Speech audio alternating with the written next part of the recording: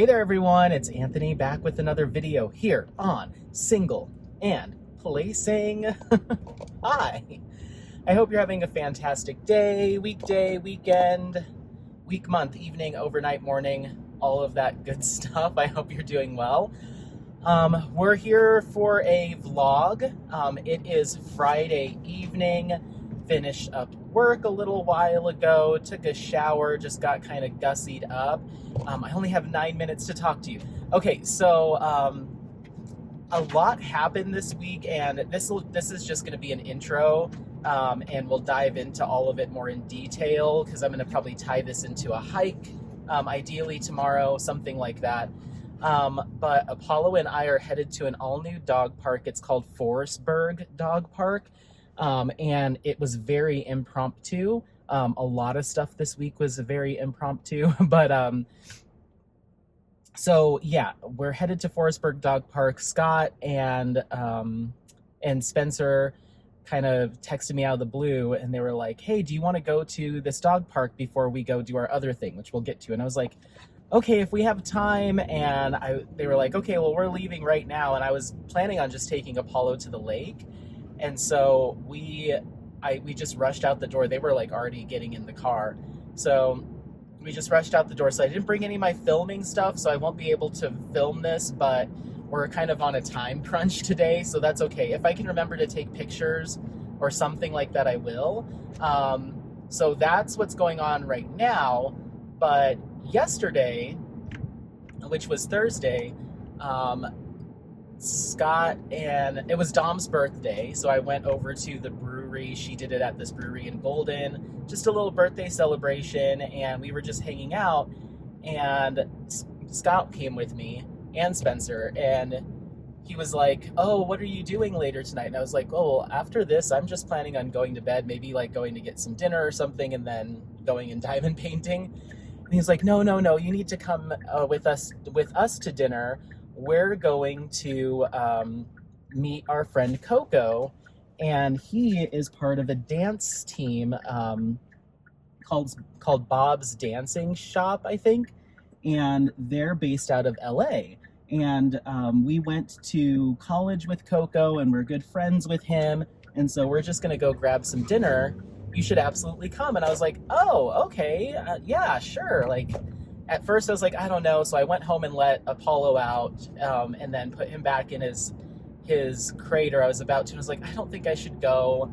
I just don't want to leave Apollo here. But they like asked me profusely to meet them. So I was like, all right, I'm going to do it. So I went out with them last night. We just had dinner and a drink, and it was wonderful. So I met the three of the dancers, and they are on tour with Sophie Tucker right now. And so they're playing at Red Rocks tonight. And so we just had a blast. I could have stayed out all night with them, but we called it right around like 10 o'clock, came home, let Apollo out, and just hung out a little bit before bed. And so I was like, that was so much fun. They're like, you have to come to the show. You have to come to the show. And I didn't have tickets or anything. It's like, okay, I'll think about it. I don't know. If I can manage, I will. But honestly, I didn't have any plans to. I was just kind of like, oh, sure. Well, lo and behold, Spencer wrote me, and he's like, there's an extra ticket. We can get it for you, and it's $30. And I was like, I kind of have to go, because I looked on Ticketmaster, and they were like $80. So I don't know what kind of magic they did, or if, the dancers or Coco was able to do something special for them. But I ended up getting the ticket. And so at first I was like, all right, perfect, I'll go to this show and just be just a typical show. But I was watching their Instagram video, and Sophie Tucker's kind of like dance music, which I didn't really, I figured if they have dancers, but I wasn't too sure what kind of music. So I was listening to it a little bit, and I was like, oh, like this is going to be a thing. And so I was sitting there, and I was like, do I get dressed up for this? Do I put on a little costume, or do I just go in my normal, athletic wear? And I was like, you know what? I'm gonna do a whole thing. So I'll take pictures either at the show or before we leave, but I'm gonna get dolled up. And I was even playing with putting some special drills on my like cheekbones or on my eyebrows. When I get home, I'll figure it out. But they stuck. I was able to get them to stick with some sunscreen, some clear sunscreen, or it's almost like a primer. So I was actually able to get them to stick. So I was like, ooh, I could do that. And then I was thinking, because I'll slick my hair down with like some hair gel or something so it'll have a little tackiness. And I was like, what if I sprinkle some sparklers in my hair or maybe some glow drills or something, and then I can use my UV flashlight to get them to glow.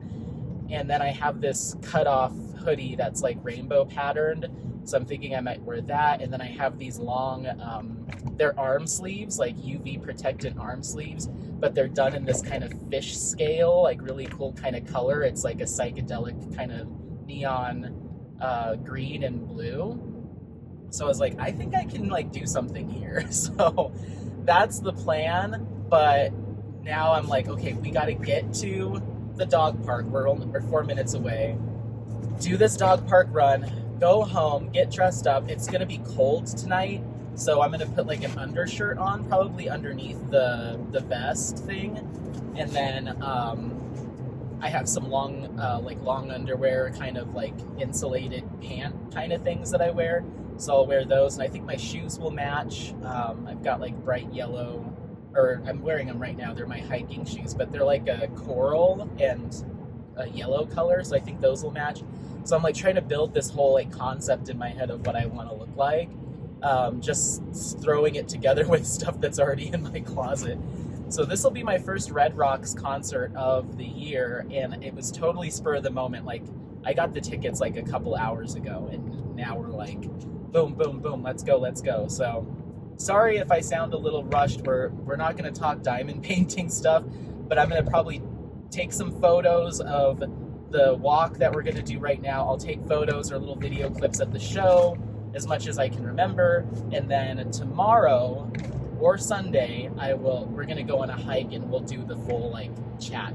So oh my goodness, I feel like I am a planner by nature. I like to know well ahead of time when things are happening so I can plan and prepare and prep and come up with, whatever needs to happen. So this is a little anxiety inducing for me, and these guys are all very impromptu, spur of the moment. Oh, that's a good idea, let's do it, And I'm just like, I feel like my heart's beating faster than it normally does, just from like, we're gonna do this, now we're gonna go here and go get the tickets for this, and I'm just like, okay, I was originally planning on listening to an audiobook and diamond painting all night, but okay. But they were a blast. They're just like such fun, artistic spirits, and it totally is like, that vibe just feeds a lot of energy to me. And so I absolutely was just adoring our time together last night. So I'd love to support them. I mean, they're on an international world tour, but they want us to sit kind of close to the front so we can film. I might even ask Spencer if I should bring my like good camera. They want us to film, they do like a little pre-intro, like a 10-minute actual like routine before the show starts. And so they asked us, hey, would you mind filming it so we can use it on our social media and stuff like after the show? And so I was like, maybe I can bring like either my action camera or something like that, just so I can get some good photos. And audio clips, because that thing records in 4K. So I'll ask them when we get to, it's right here. So I'll ask them, but yeah, I was thinking maybe I have these special drills that are stars, because I don't do special drill projects. So I had 2 of them sent to me from a subscriber, and then somebody I did a swap for. They sent it as a little extra kit, and it was very sweet.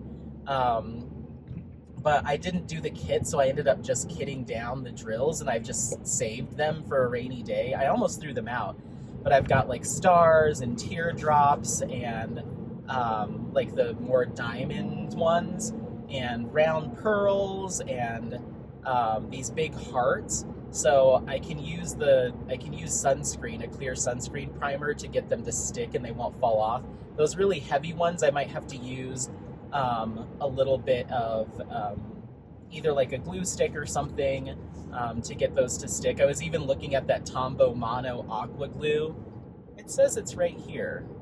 That's not right. Oh my goodness. Hold on. I am about to get myself lost, so hang tight while I figure out where we're going. Hold on.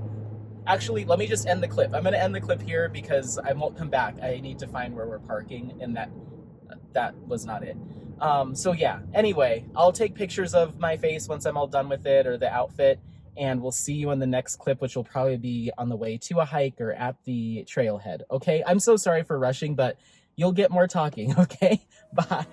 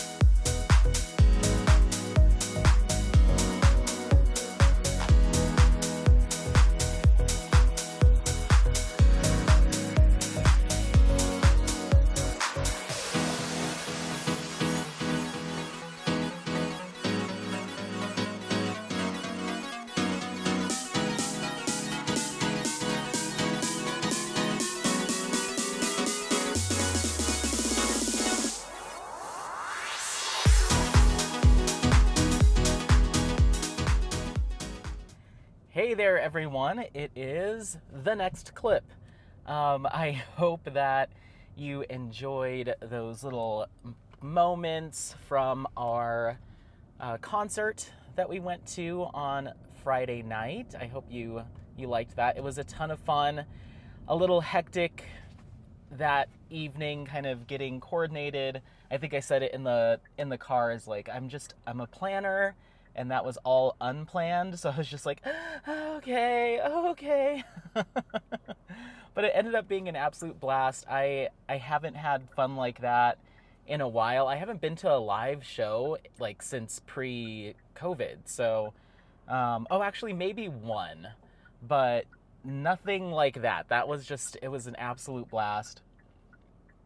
Oh, I forgot we're in the middle of rush hour, so I'm gonna have to sit at this stop sign for a while.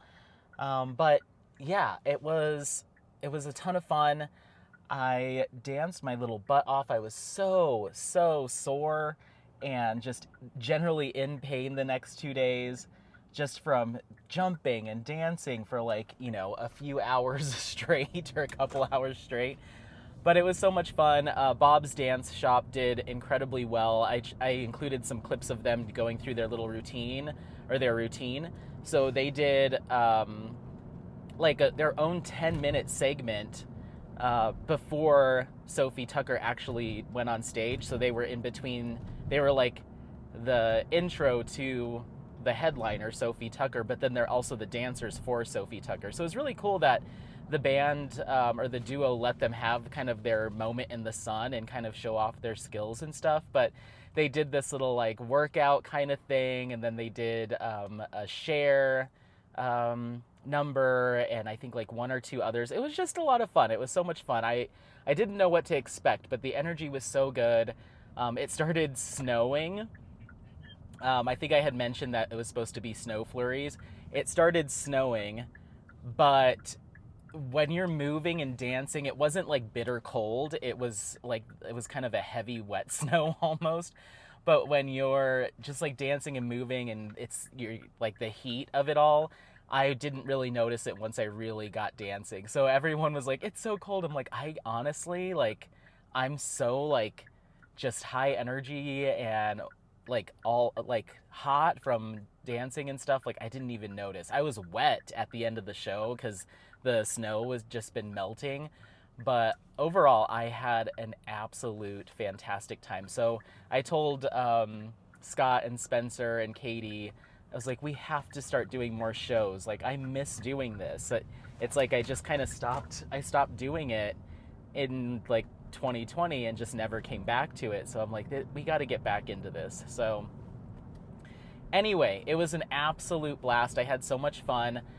And then Saturday, so after the show, we went back to our house and I started doing my skincare routine. I was like starting to wind down, and our buddy Joe and his girlfriend Maddie, they went to the show too, but we arrived at separate times and they ended up sitting like on the opposite side of the amphitheater, and it was so packed by the time that we got there that it would have just been too much of a hassle to try to like meet up and have enough space for all, what would that be, 5 of us, plus Katie had a couple of her friends, so it was just like so we just kind of found some spots where we could, and then we were like, we'll just meet up after. But by the time we got home and out of the parking lots and all that stuff, I was kind of ready to wind down. But then Joe wrote me and he's like, just come over for a little bit, and I was like, okay. So I was like, Apollo, back in your crate, I'm sorry, baby.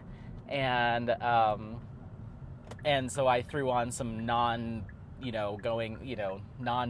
clothes, just some casual stuff, and went over there, and we just hung out for a little bit. I brought Scott with me, and I ended up dropping him off to meet a couple of his friends at Ace High, which is one of the bars in downtown Golden, and I drove him because he needed a designated driver.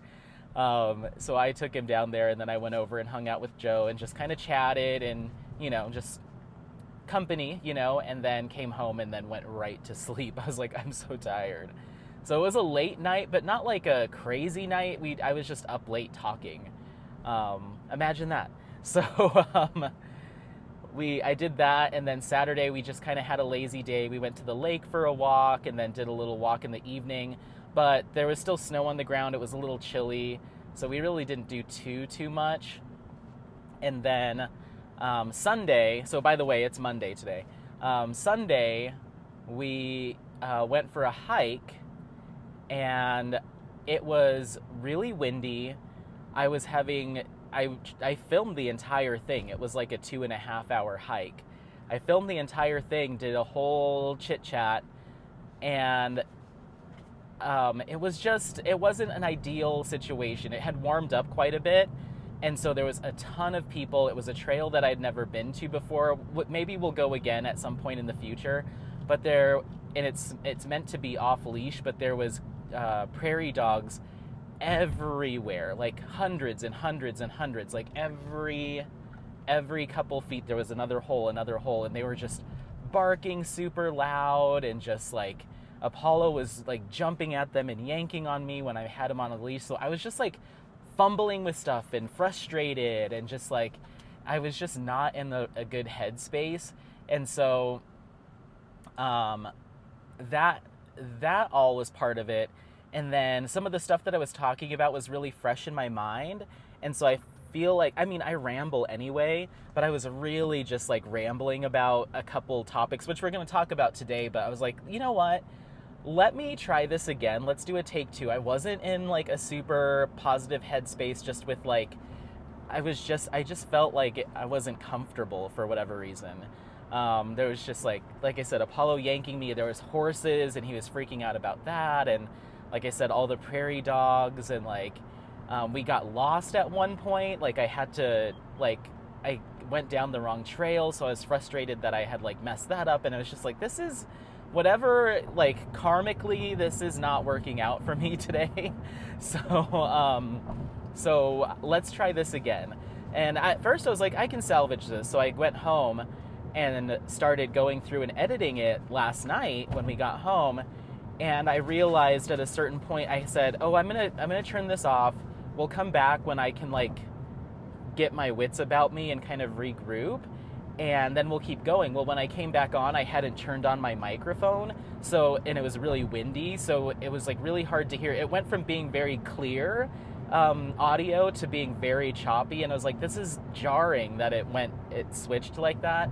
So I was like, you know what? Let's scrap this whole thing. It's okay. It's not the end of the world. That'll also give me time to kind of collect my thoughts on a few things that I wanted to talk about. And then I'll approach this with like a more clear head, better headspace, all that stuff. So that's what we're going to do today. I've got Apollo in the back, as you can see. Are you not getting yeah, you're getting AC. It's not hot. It's only 62 degrees, but he's always panting. But yeah, so we came home and just kind of had a chill evening. I went and had a beer with Scott and Joe and Jeff, so the 3 roommates plus Jeff's cousin Jackie and her boyfriend Matt. They moved here from Pennsylvania, I want to say like a year and a half ago, and they live about 10 minutes up the road. So we all met and just kind of had a little Sunday evening, just kind of hung out at this little place at the end of the block. So we just all walked over there from my house. So just did that and came back and was like, I'm just gonna try to do some editing, a little diamond painting, and then I was like, you know what, I don't like this video, so I'm gonna redo the hike part of it. And then today went into the office and just had a really good day at work, very productive. We're in this really nice pace right now where like the majority of my day is really busy, but it's not like getting hammered with stuff. Like I can kind of control the flow a little bit. It's a lot more manageable. So I just had an awesome day at work, and yeah, so I was like, you know what, I'm in a better headspace. I'm kind of cooled off a little bit. Not really cooled off, but hopefully I'm able to put my words together a little bit better, because I really did feel like at the end of the take 1 of this, that I kind of was ranting. But I think I'm just going to try again. We'll try again. Maybe I end up in the same place where you're like, geez, Anthony, but we'll get there. So yeah, we're headed up to the open space in Boulder as we have been going to. I figure that's a nice 3-point-something miles. That'll give me about an hour to talk about what I want to talk about. I think the other reason why I felt like I was rambling in the last one is because we did almost 7 miles yesterday, and I was like trying to pad the conversation out to last the whole hike. So hopefully this will prompt me to like keep it tight, keep it an hour. But what will help me to do that is I wanted to dive right in. I'm trying to think of anything else that happened. Not really. Breaking news, I guess. I realized this morning I got on, in the mornings when I'm getting ready and stuff, I'll look on Instagram, and I passed 1,000 followers over on Instagram at some point last week, I'm guessing. I don't know how long I've been floating around that, but I just kind of hadn't really checked or looked. And I looked at it, I was like, what?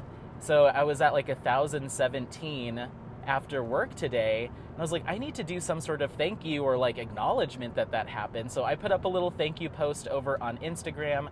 So if you do follow me on Instagram, I would suggest popping over there and reading through that post, because there might be some cool stuff over there going on. Wink, wink, nudge, nudge.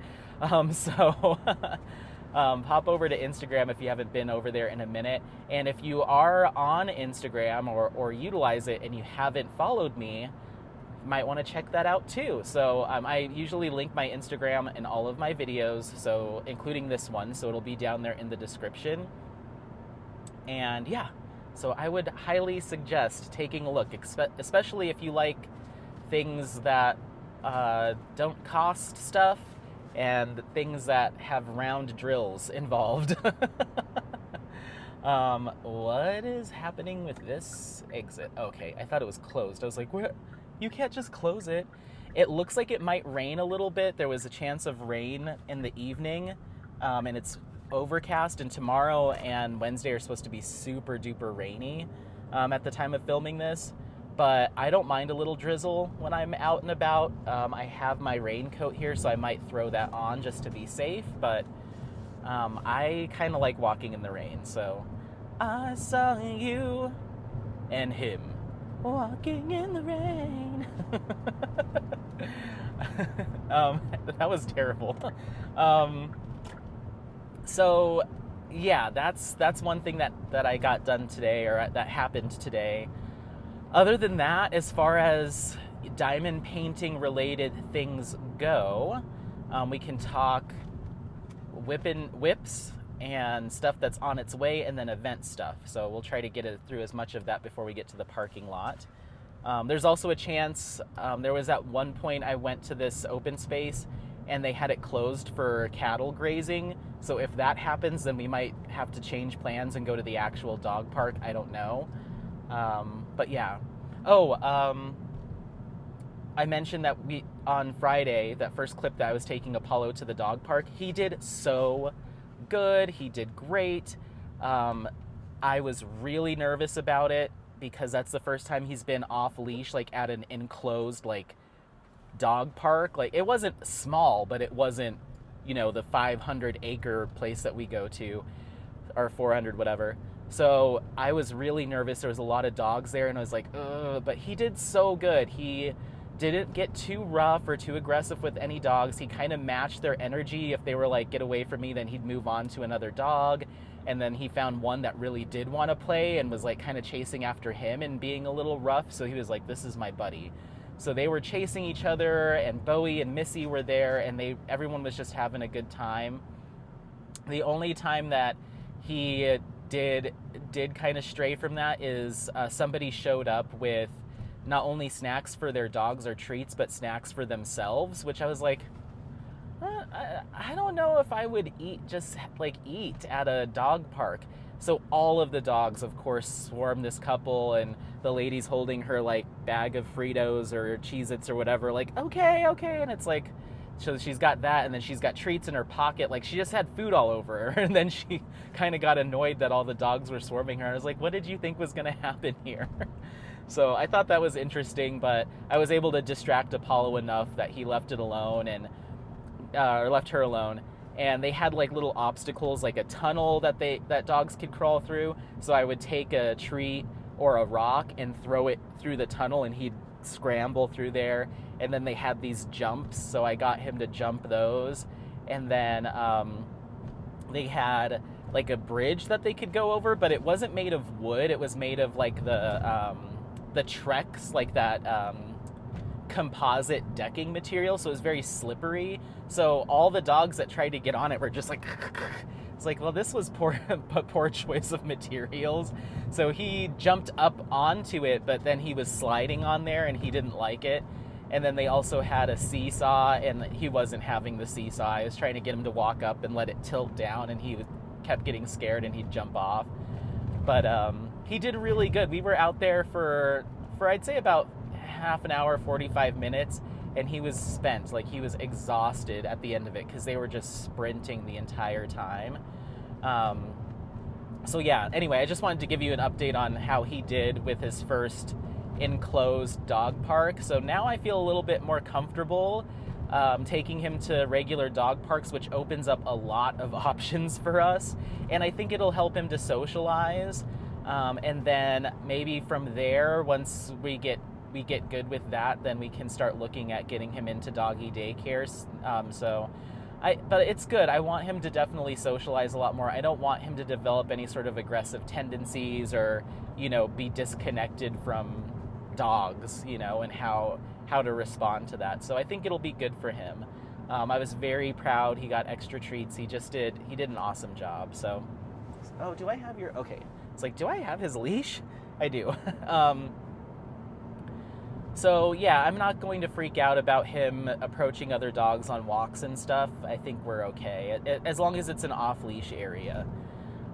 So anyway, diamond painting stuff. So whips, I got an entire row of Senorita done. I pulled that down a little over a week ago just to start working on that again. I'm kind of in this mode right now where I don't have any timeline or goals as far as getting another finish done before June. I'm just going to take from now until the end of May to just kind of do what I want and just kind of dabble with the different kits and, you know, just grab stuff. I'm not going to try to push through anything. I'm just going to try to keep it pretty easy breezy. So Senorita's one that I know I wouldn't finish in the next 5 weeks, but I enjoy it. I'm really loving the confetti. Jade's square drills are just fantastic. So yeah, just plugging away on that. Got an entire row done, which is big. That's a lot more than I've gotten done since I started it in that amount of time, you know. So did that, and then I got another row, or sorry, I guess it would be a column and a half of maquiling done. So I'm probably about 55-60% done with the side that I'm going to keep as DIY Moonshops charting. And so I'm just going to keep picking away at that, and then I'll probably turn to that a little bit more in earnest, I guess, when I get my substitution drills in from Jade, those 15 colors that I swapped out. Once I get those, then maybe I'll start working on that a little bit more consistently. But right now I'm just like, I'll finish a section and be like, I'm going to switch to a square. I'm going to switch to Senorita. At one point I even pulled down Crimson Oracle and did a few colors on that. So I'm just kind of playing, which is nice. I mean, that's all I do with diamond painting, but there are, you know, certain projects that I'm like, these are your whips, you know, focus on these until they're done. And right now I'm just like, we'll just kind of play. And so yeah, I worked a little bit on Senorita, maquiling, and Crimson Oracle over the past week or so. And then no progress on Star Maker. No progress on the kits that I have kitted up, but I haven't put any drills down. So the mystery kit from Jaded Gem Shop is still hanging out. The Sunset Crossing from Craftably, that one is still sitting around. I haven't really done anything with that. So I'll get to them probably in the fall, I'm thinking. I'm not really sure. And then I have my projects for Summer with the Masters, Moussenet Lob Mousse by Ernst Haeckel, my Jaded Gem Shop cross-stitch conversion. That is kitted up, and that video will go up at some point in May in the lead up to Summer with the Masters. And then I have Lady with Fan. I filmed the unboxing of it, but I didn't have enough of my stickers to do the kitting up, so I need to do that. Maybe I'll do that tonight, I'm not sure. But ooh, I saw a raindrop. But once I actually, because I got the stickers in, I ordered them from Amazon, so I just need to get that done. I'll film it, and that'll once again go up towards the end of May. So I've got all those projects, and then I can officially announce, kind of a soft announcement, that I have been working on a cross-stitch conversion project that I've been mentioning and kind of like hushing you about for a while. But the shop is finally open. It's in a soft launch mode, so I still need to coordinate with the shop owner to do my walkthrough of the website, but the website's live, it's open, and it's called Francesca's Studio Works.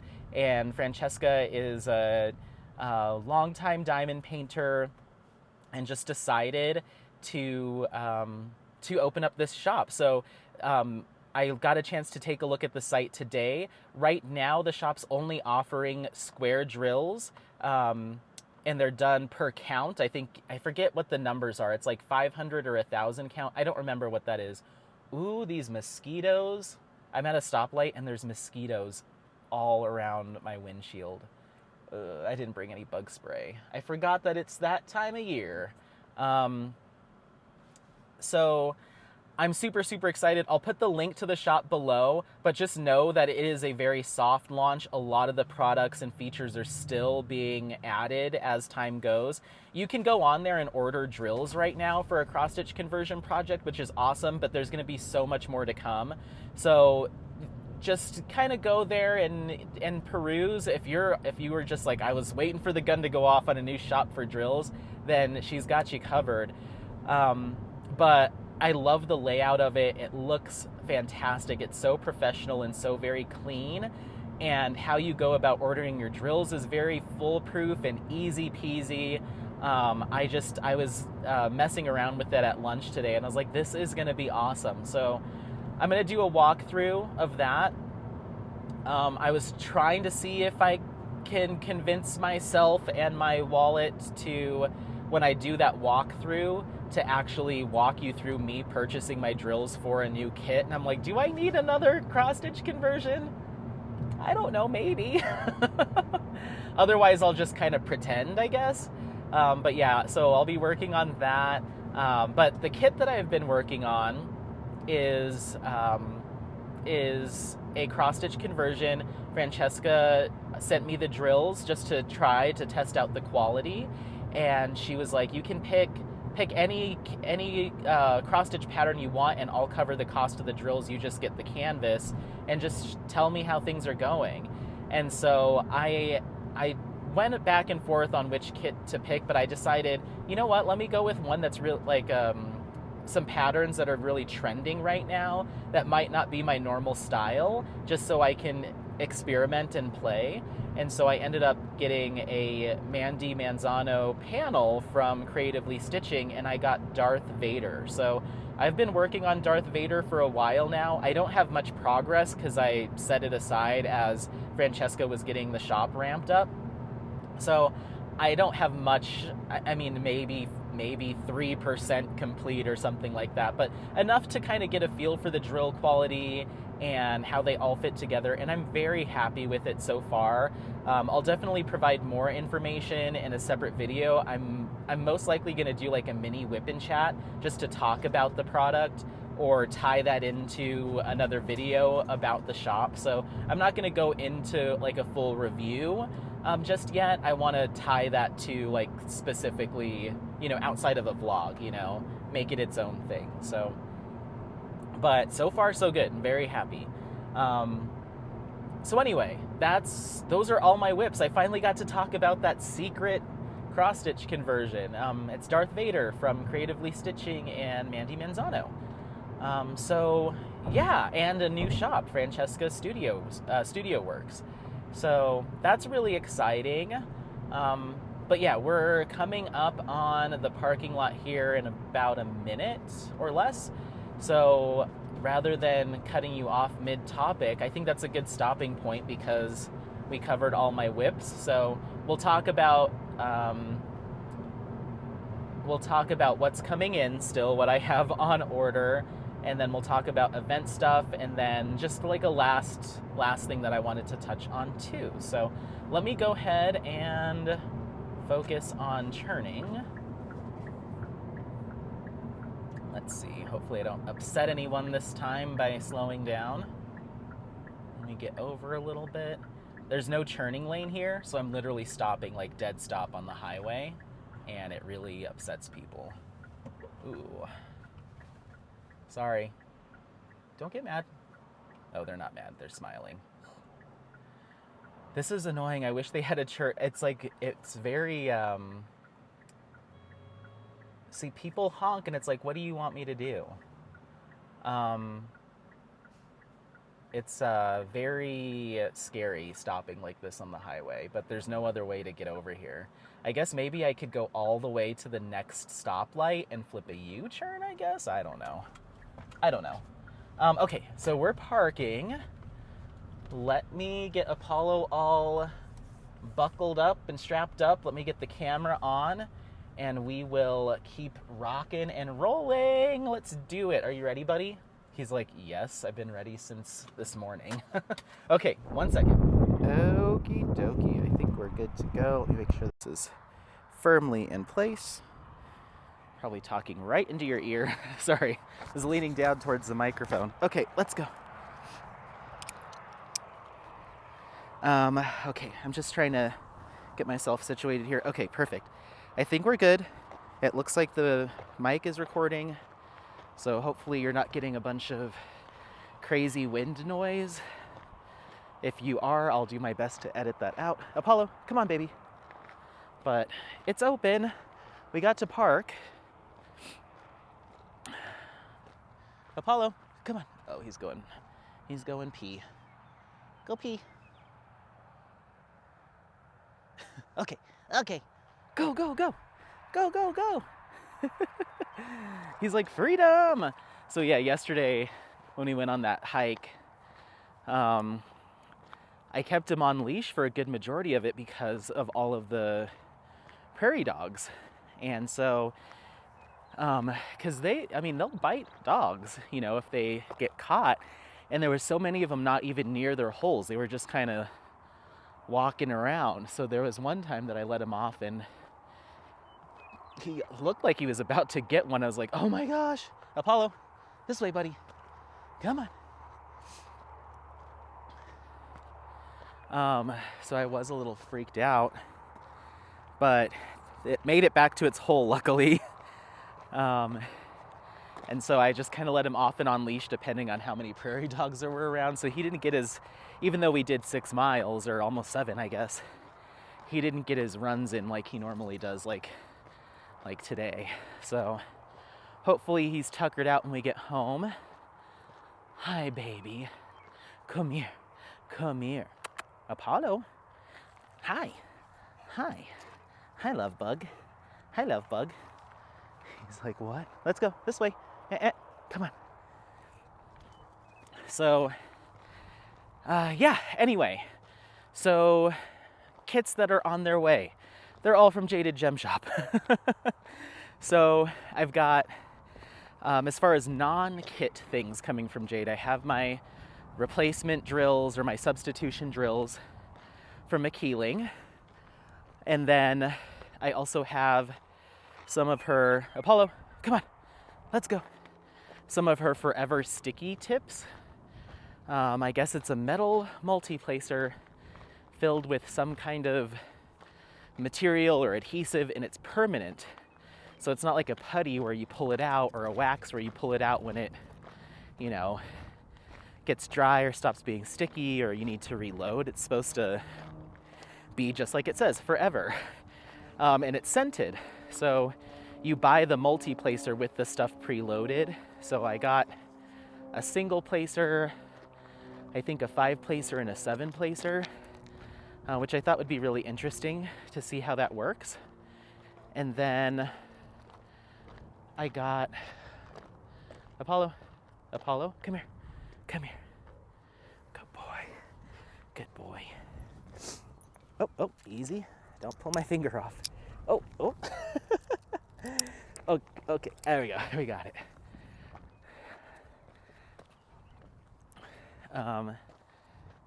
Let's see. Hold on. Let's figure out traffic. Guys, hold on just a second.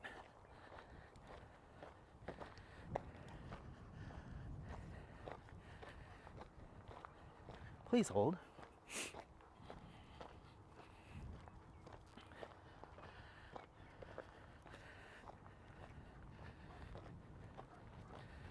Hi. Oh, thanks. Okay, we're gonna go this way. We're going this way, buddy. Come on, this way. You can get back off your leash.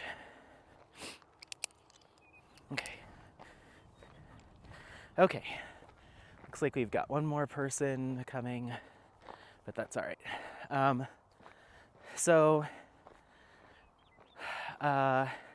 The Forever Sticky tips I'm curious about. We'll see how those go. And then I have a palm placer, I think is what it's called. It's like a diamond painting pen, but it looks like a a stick shift kind of like knobbly looking thing. And so you wrap your whole palm around it rather than holding it like a pen, which I thought was different. Come here. Easy. Stay. Stay. Good boy. Stay. Thank you. Last time we were here, there was elk down here, and luckily I had them on leash. They were like right there. It's pretty crazy. Otherwise, that probably could have gone bad. Hold on. Hi.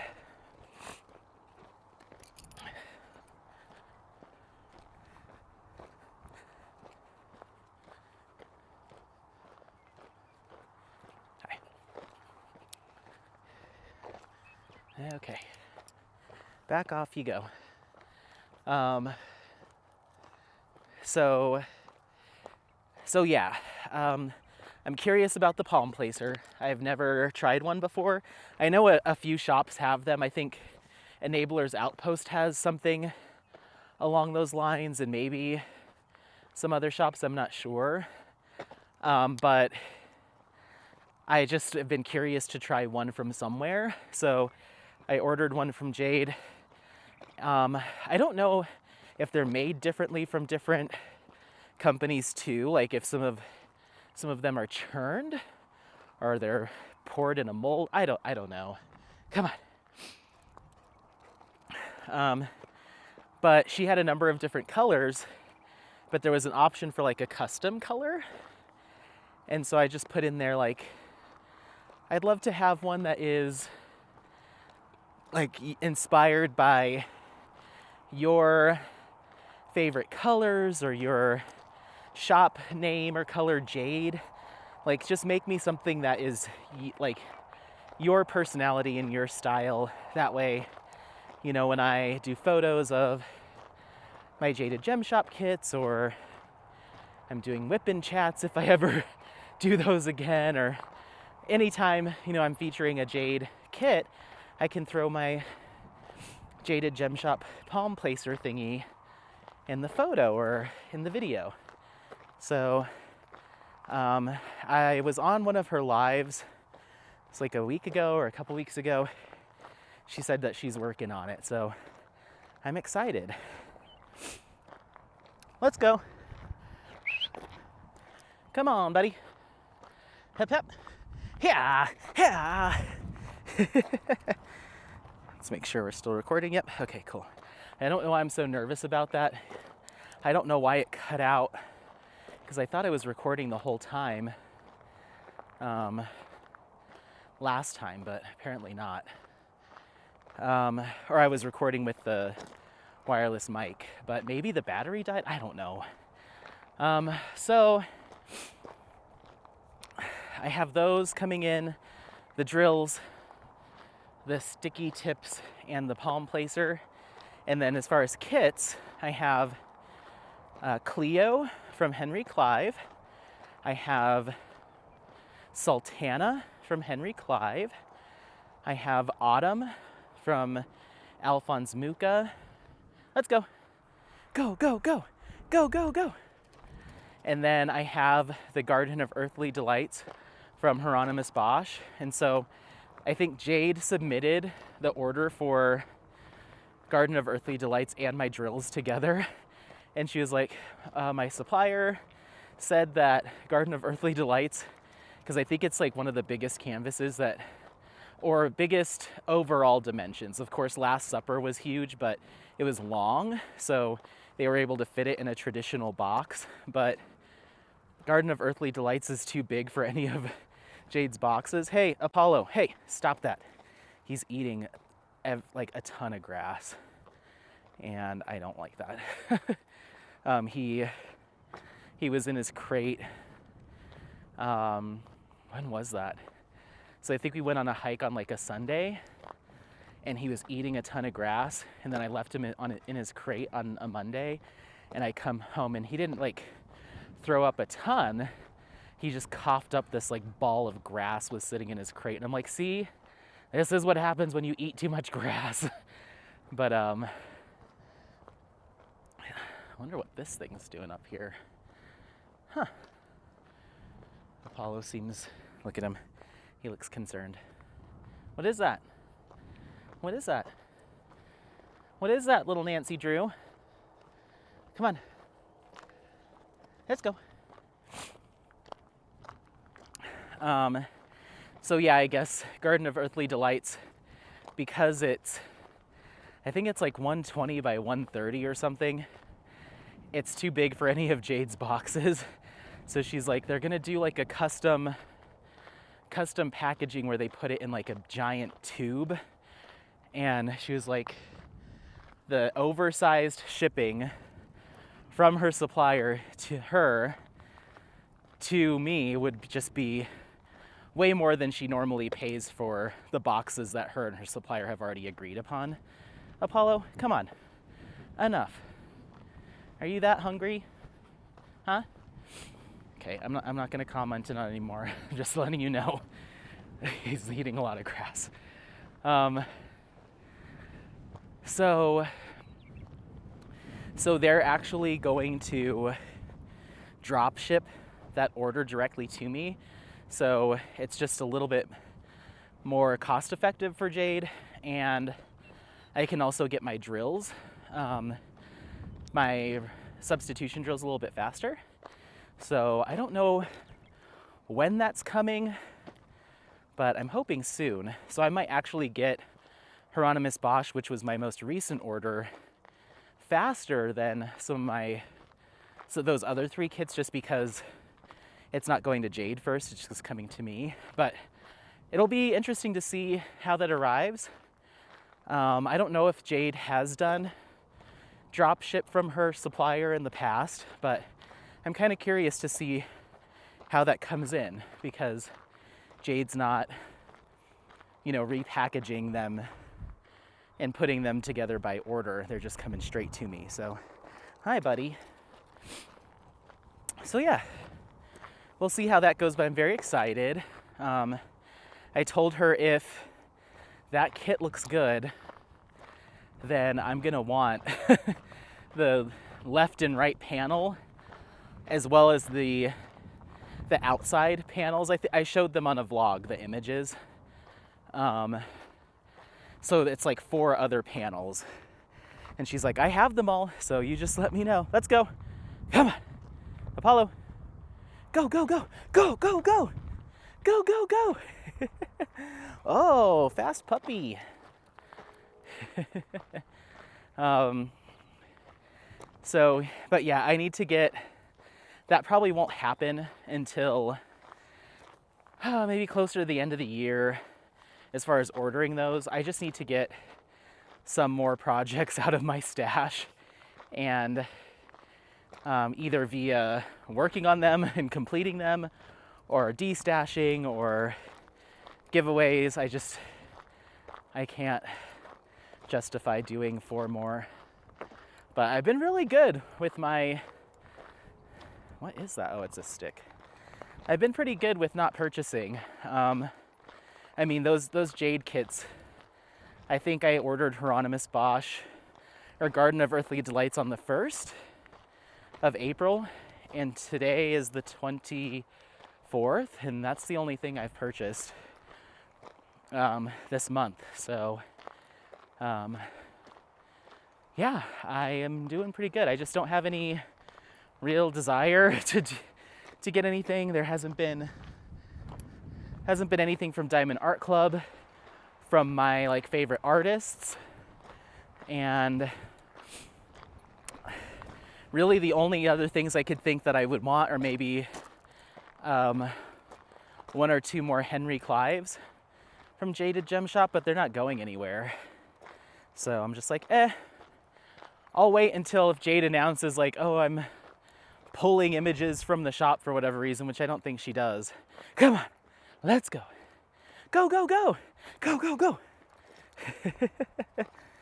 Oh my goodness, he should be in a little puppy commercial. Eatingpoopindsticks.com. So let's go. He's picking up this giant piece of poop right now. I'm about to get real grossed out. Ugh.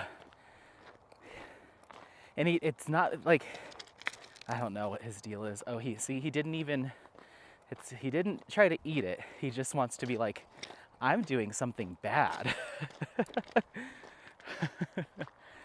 But anyway,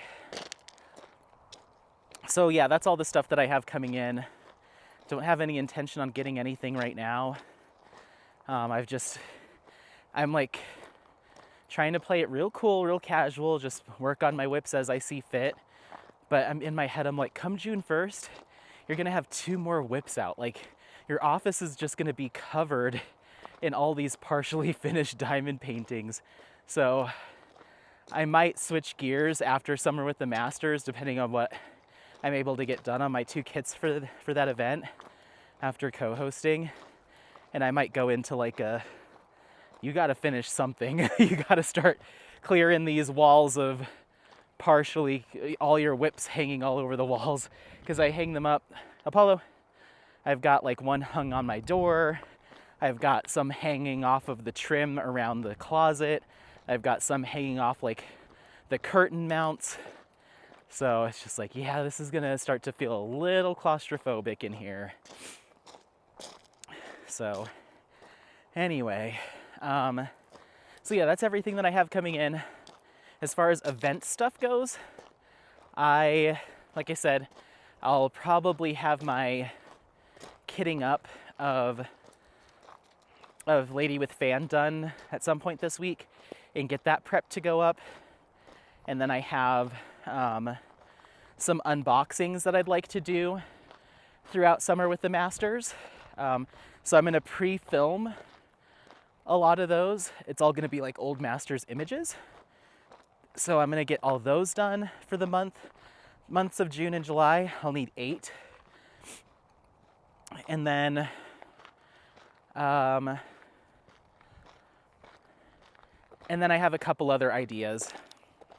So I'll be working through all that stuff, and that's another reason why I kind of want to take it easy in May, because I'm like, I'm gonna try to pre-record some of this stuff, and then once we figure out if we're, what giveaways or prizes or anything like that is going to look like, then I can just tag that on at the end.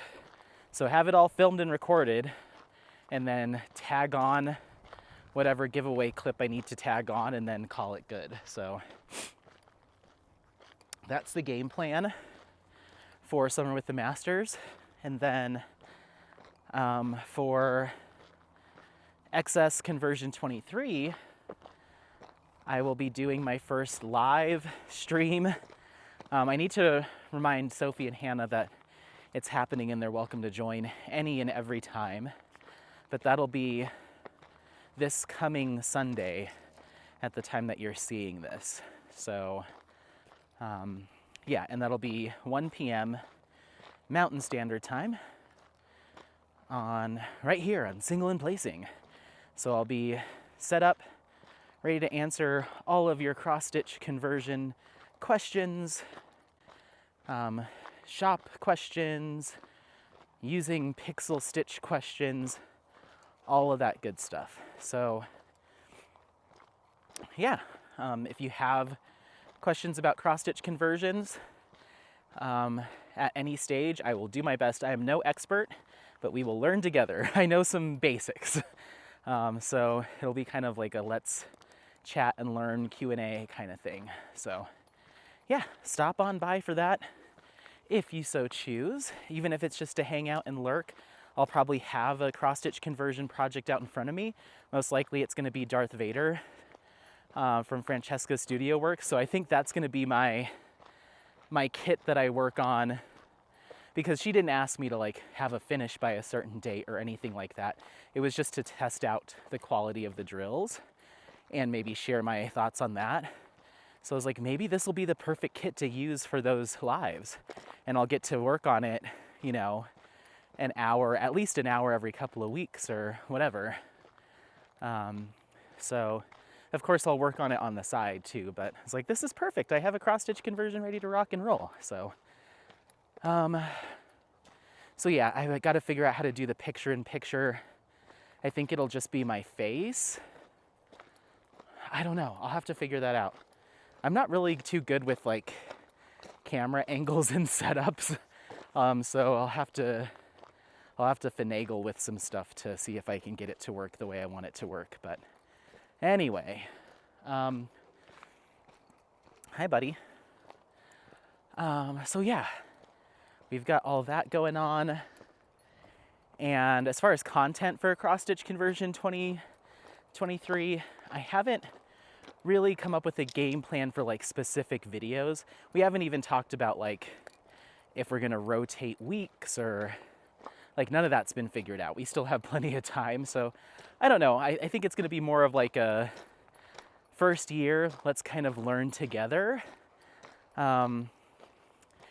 Maybe spotlight some folks that have been doing cross-stitch conversion projects for a long time.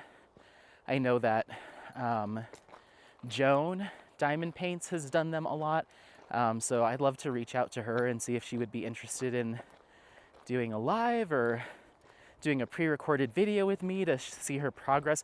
I shouldn't say this stuff before I've even asked them, because I'd hate for her to, I don't know if she watches my videos. I don't know if she knows I exist. I don't know.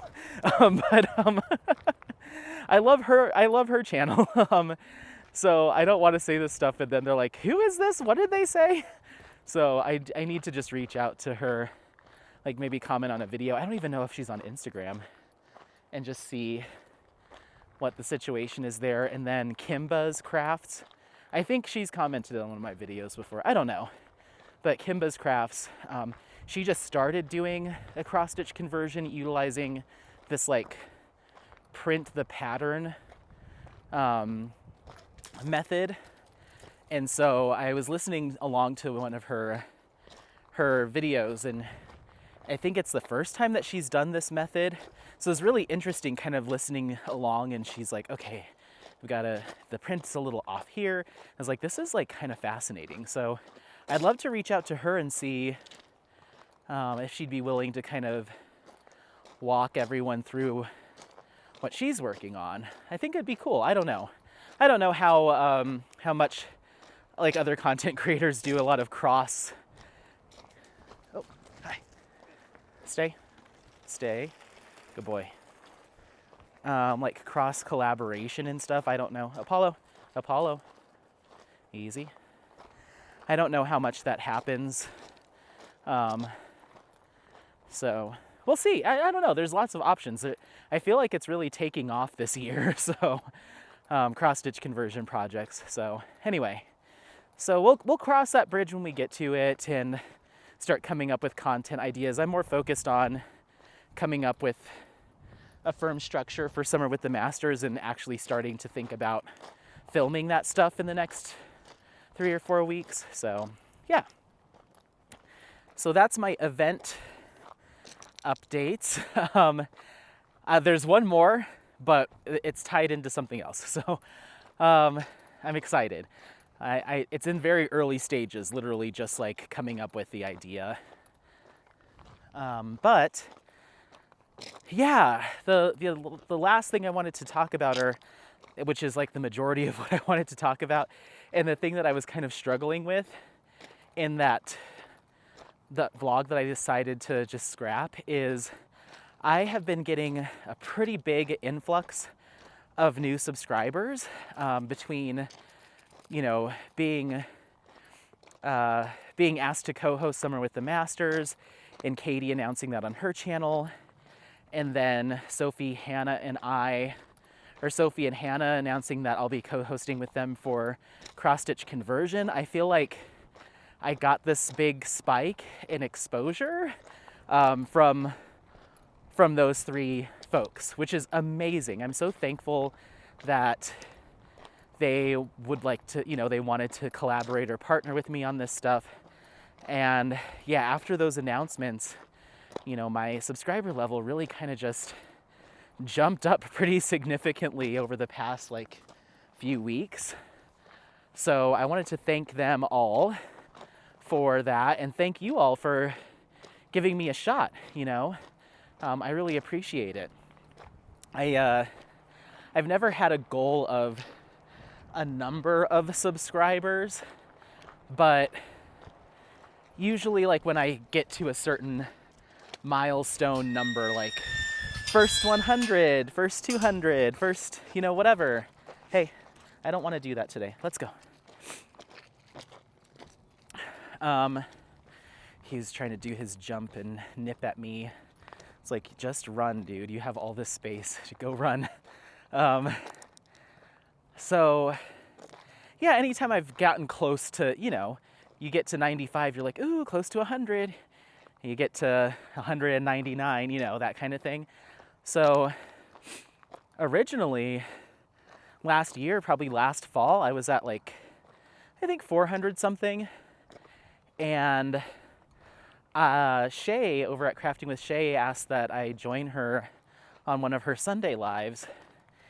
And I was like, oh, okay, cool. Like, it would be awesome if by the end of the year, between being on Shay's live and just finally kind of you know, putting my name out there. I think that was like one of the first lives I had ever done. So I was like, this will be cool. It's like, maybe by the end of the year, I'll be at 500. Because at that point I was at like 440 something. I was like, yeah, that'll be fun. So not a long-term goal or a set goal. It's just like, that's the next closest like round number. Let's go for it. Apollo, come on, let's go. Well, on that live, I ended up like shooting well past that.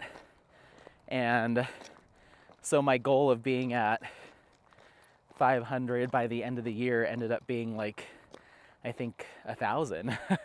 I was doubled that. I was like, this is insane. Oh, there's plenty of people coming. Apollo, stay easy. Apollo, thank you.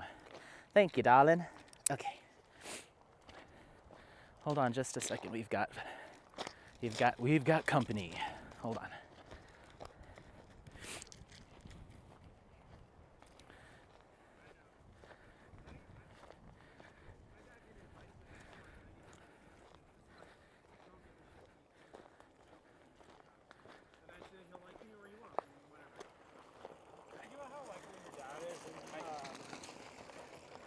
Hey, easy. Easy, buddy. So yeah, it grew, things have grown really quickly, and that's been amazing. And then again, you know, I was like, okay, well, I don't know where it's gonna go from here, but I'm super excited. And now, after announcing these events, which I think people are super interested in, or maybe people are finding me for the first time, at the time of filming this, we're like coming up on 1,700. I'm like, holy moly, like there's that many people that diamond paint? I'm just kidding, but you know, it's just like, it's really cool. So I mentioned it in a vlog a little while ago that I was like, I need to take some time to kind of reintroduce myself, because I haven't done like a here's how I started diamond painting. I think the last time I kind of touched on it was when I did the DP duck tag, which I think was right around like November-ish sometime. I did like these tag questions on Shay's. It was my questions that I had for Shay on her live, and I think a bunch of people suggested that it would be a good tag question series or like prompt. So I ended up kicking it off and then tapping a few creators on the shoulder. You know, you tag people. So I tagged like Rachel Ray, and I think Katie, and maybe Hannah. And then I think I put, I don't know, a bunch of people ended up doing it, which was really cool. I think at one point there was even, it kind of like, I don't know, maybe it's because I just wasn't that well known, even at that point, but I saw, like, you know, because you type in hashtag DP duck tag, and it brings up all the people that were doing it. And at one point it was like, someone was like, this was a set of questions developed by, I don't know, it was somebody, but it wasn't like, it didn't get attributed to me at a certain point. People just kind of forgot that I had started it, and I was like, well, whatever, at least people are answering it. So, but yeah, I think that's the last time that I talked about like how I got started and why I'm still here, all that good stuff. So for any of you that are like fairly new subscribers and maybe you're a little bit confused by my style of content in the diamond painting space, I just wanted to kind of like reintroduce myself and how I got to the point where we're walking through the woods and I'm talking to you. So I started diamond painting in February, of 2022. My boss at the time, my previous job, she diamond painted, and I'd never heard of it before, but all over her cubicle were like the small Amazon like 30 by 30 diamond paintings of like Disney characters, like all the unlicensed stuff, you know. And I guess she had started doing it. She had discovered it during lockdown, and her husband worked in public service, or like he was a police officer, I think. Yeah. And he worked like the swing shift, kind of overnight shift, so he wouldn't get off work until like 2 or 3 in the morning. And so that just helped her not only to kind of bide the time, but also kind of quell some of the anxiety of having her husband out patrolling at night. So that's how she found it. And I was really having a tough time, not a tough time, but we just socially were very different people. And I was just having trouble connecting with her on a level beyond just like the work of it all. You know, you try to find something to relate to with your coworkers and your supervisor, you know, that's how you build those work relationships. And I just was having a tough time. And so after like a couple months, I was like, I'm going to try one of those. Boss's name, insert here. And so I just went on Amazon and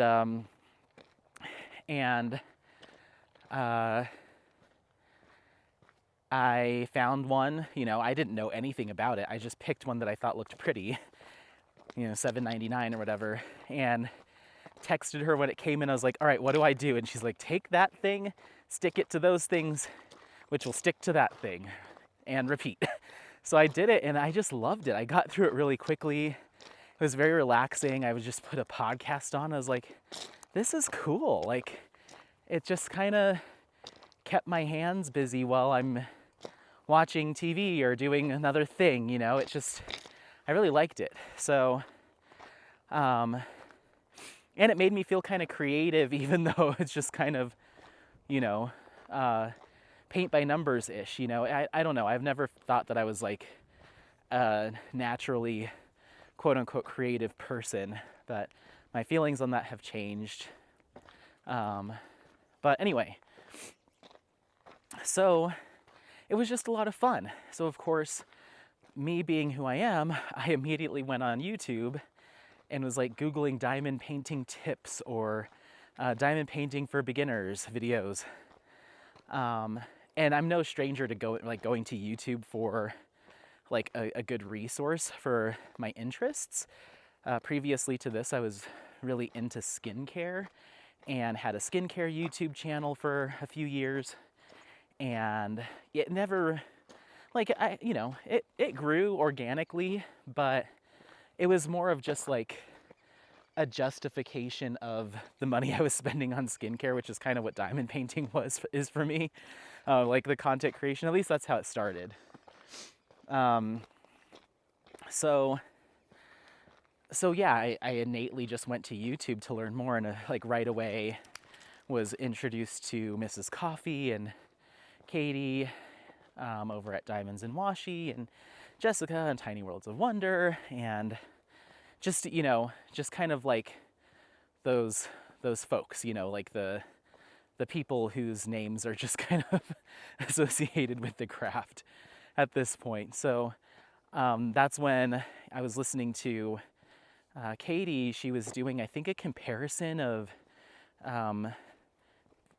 2 Josephine wall kits, I think, at the time, and one of them was from Diamond Painting Deutschland, and she was just talking about how many colors and how much confetti and how detailed it was, and and I'm always like a give it my all, give it all my time, my energy, my money. Like I go from 0 to obsessed really fast. So I went to Diamond Painting Deutschland and got this giant 60 by like 125 centimeter square drill galaxy kit, and I still didn't know how to multi-place, so I single place that entire kit over the course of 2 months, and I was still in love with it. Like I didn't get burnt out. I was like, this is like so soothing and just like a good way to feel like I'm being productive while I'm like listening to podcasts instead of just kind of sitting there or playing a game on my phone or whatever. What is it? Come here. Come here, buddy. Hi, my love. Hello, darling. Let's go. He's like, I'm not gonna let you get too close.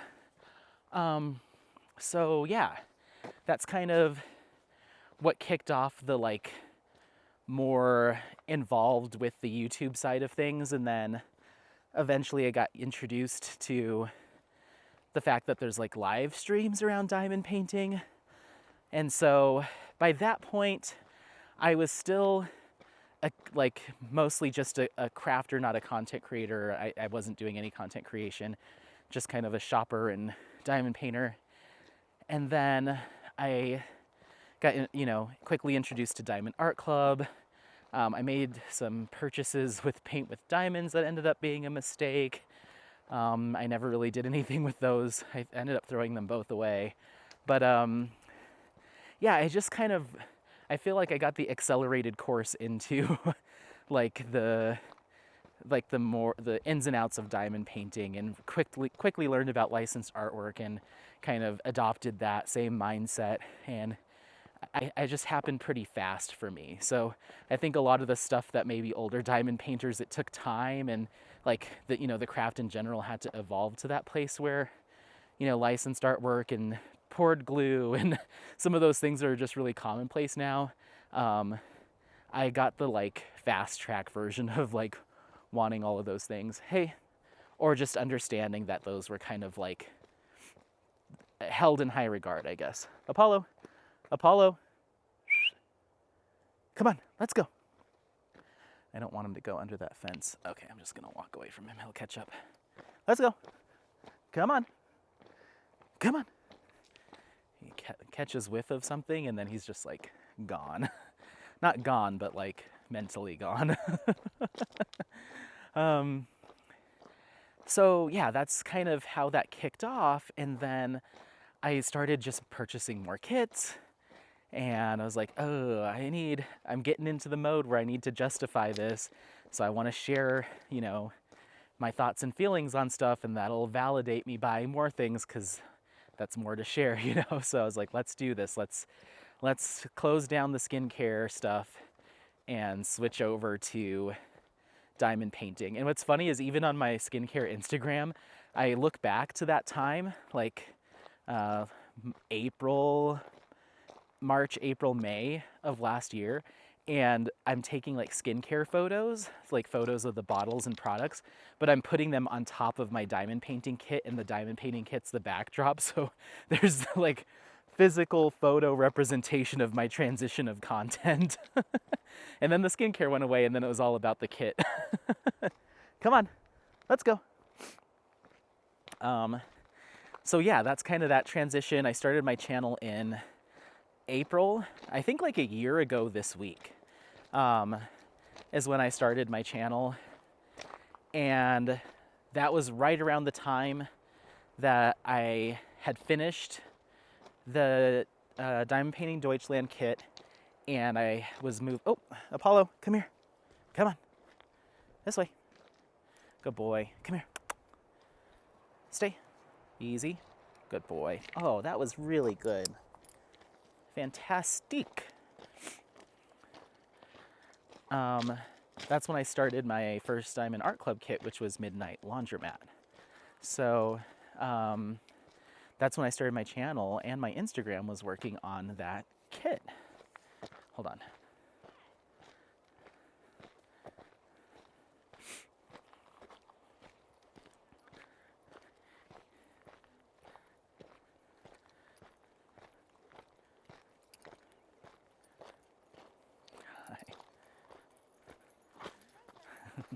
Hello. Hello. Let's go. So yeah, that was a kit that I think I kicked my channel off with, kicked my Instagram off with, and then it just kind of went from there. And shortly after that, I found out about the Summer with the Masters event. The announcement videos came up like right around when I started my channel. And so I was immediately interested in the old Masters artwork style, and something, once again, it was mainly based on the challenge of those more detailed images, you know, typically a larger canvas. So I was like, yes, bigger challenges, that's what I want. Like, go big, go home is immediately where I went. And so I got Soul of the Rose from Distracted by Diamonds to do, and started that once I finished Midnight Laundromat, and then I moved into working on my second kit for Summer with the Masters, which was The Red Gate of Hongo in Snow by Hiroaki Takahashi from Uniquely Yours Down Under. That ended up not working out. That was another kit that I threw away. I've only thrown away 4 kits in my entire diamond painting exploits, and so 2 of them were paint with diamonds, and 2 of them were Uniquely Yours Down Under. But yeah, so that's kind of what kicked off my fascination with old masters and fine art. Like, I've never been somebody that's been interested in art. Like, even in my own life, like putting things on my walls, I've always, in whatever house or apartment I've lived in, it's just been kind of bare walls. Have never really thought about it as being something that I really cared about. And I sometimes like a clean industrial look. So like blank walls is actually used to be my preference. But now I fell in love with not only the artwork itself, but like it's more of the story and the lore and like the history of it that's more fascinating to me. And like hidden meanings and subtext and all of that stuff. So that's why I think my art style or my preference is very eclectic, because it's not even so much about the picture itself, it's what it says or who did it or the time period, or, you know. So I think that's why I kind of am just all over the board. I like it all. But Old Masters definitely started speaking to me. So yeah, and then from there, my channel kind of slowly grew. I focused initially on like, I'm a newbie, let's learn together. So if there's other new diamond painters or content creators, we can kind of explore together. And I still kind of feel like that. You know, I've only been doing it for a little over a year, so I still feel like that. But it was like a lot of like, I did like a how to do special drills on Soul of the Rose, because that was my first time ever using quad cubes and like specialty drills. So yeah, like little stuff like that. And just kind of started developing more connections with other content creators and subscribers, all of that good stuff. So it just kind of built organically over time. I participated in the Mic-a-thon event. I participated in, what's it called? Drills and Chills and Festival of Witches. And then I did that live with Shay, and things kind of jumped up. And all throughout that time, I was kind of just going off of the content cadence and topics that I saw pretty much like the majority of other content creators in the diamond painting space doing, which is like unboxing, kitting up, whip and chat, and progress updates, finish. And then that cycle, maybe including some how-tos and some other tidbits here and there. But it's almost like the most traditional rotation is unboxing, kitting up, whip and chat, finish. Hey, enough. Is that what you want? Is that what you want? Go.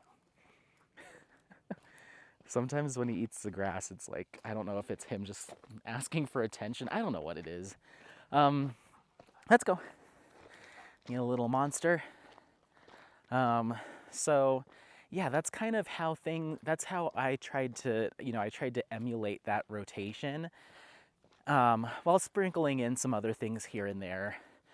But then towards the end of the summer, kind of after summer with the masters, kind of late summer, I started to really feel that I was losing a part of myself as far as like my other hobbies. Like I was just giving so much time and attention to diamond painting, which is a hobby that requires you to sit behind a table fairly, isolated if you're not diamond painting with somebody else.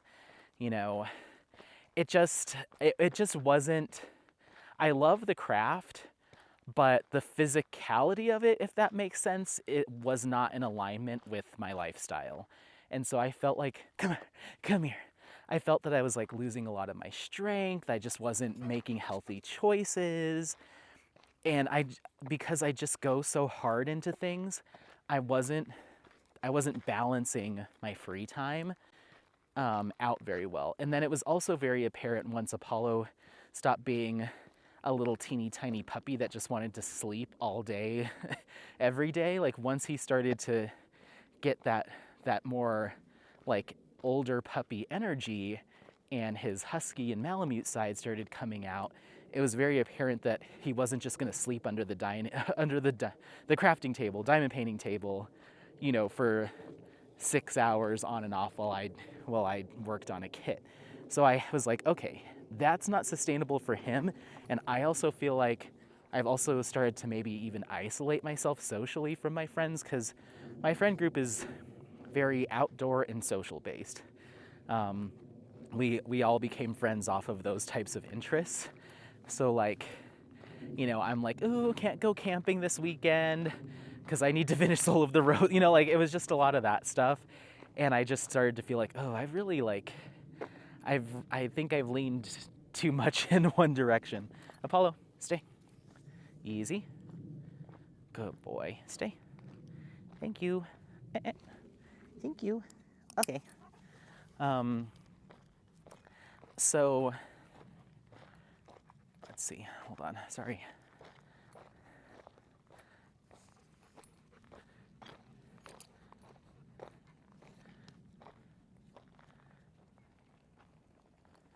Hi. Okay, you want off? Do you want off the leash? Hold on. Okay. This way. So I just decided I had to recalibrate, but at the same time, I didn't want to like stop making content. I felt like I was, just getting the ball rolling. Things were picking up speed as far as seeing more people stop by the channel and commenting and subscribing, and it just felt very fulfilling. And so it was hard to what felt like pulling myself away from that, or letting it go, because in my head I was like, well, I can't mix both of these things. Like they're two completely separate interests, like camping and hiking and outdoors and taking Apollo to get exercise and stuff. Like that and sitting at the diamond painting table and doing a whip and chat, like those just don't mix. And I was like, but maybe they do. And so I experimented with starting to do some vlogs where it was much like what I see a lot of other content creators do, where it's like I'm in the car and I'm running errands and I'm bopping around. So once again, kind of finding my own way by emulating that, like trying to get my bearings and then make it my own, So I started doing a lot of that, and I still do, like, a lot of the intros to my videos and stuff are car stuff. But I started initially doing like all car vlogs, like just running around town. And then I started doing ones where I was taking Apollo to the dog park and chatting while we were walking with my phone. But it was just with my phone. So I always felt weird holding my phone. So I would stop, record like a 1 or 2 minute clip, and then cut to the next clip. And then I'd put some like diamond painting to music or something alongside it. So that's kind of how I started dabbling with being outdoors. And then we do the same thing with hikes.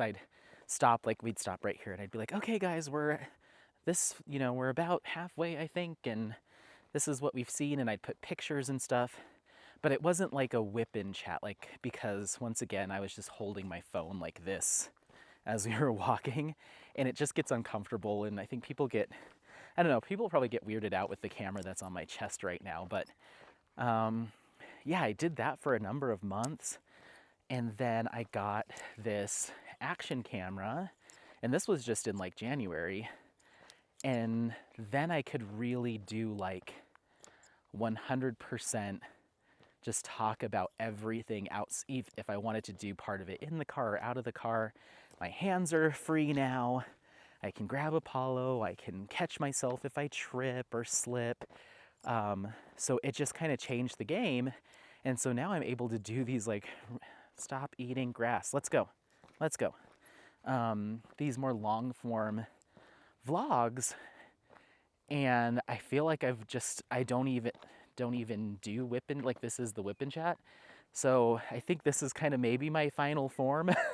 I've finally evolved into like, this is what I want to do. And so Apollo, stay here, come on. This way. Yeah, this just feels right. You know, it allows me to find that balance between, this way, come on. I feel like I found that balance of still being able to create content and feed that outdoor. And Apollo, hey, buddy.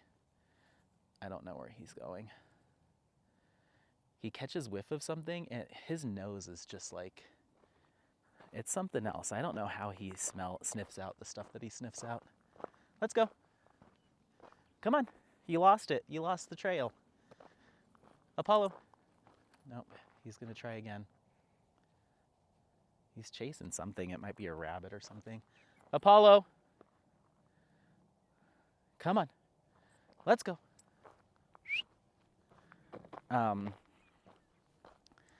So yeah, I feel like this is how I can still manage to create consistent content, still fill people in on my life and what's going on with me and my whips and stuff. Apollo, let's go. You're done.